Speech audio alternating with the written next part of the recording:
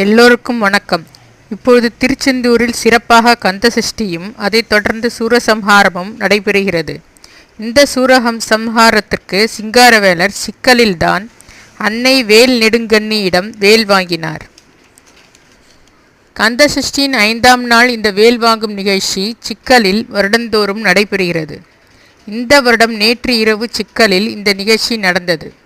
அன்னையிடம் வேல் பெற்ற சிங்காரவேலர் தன் சந்நிதிக்கு சென்ற பின் சிங்காரவேலரின் உக்கிரத்தால் அந்த உற்சவர் திருமேனி முழுவதும் வேர்வை பொழிவு நிகழ பக்தர்கள் பரவசத்துடன் சிங்காரவேலரை வணங்கினர்.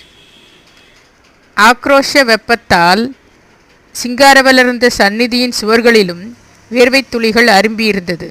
மக்கள் அனைவரும் இதை பார்த்து பக்தி பரவசத்தில் ஆழ்ந்தனர்.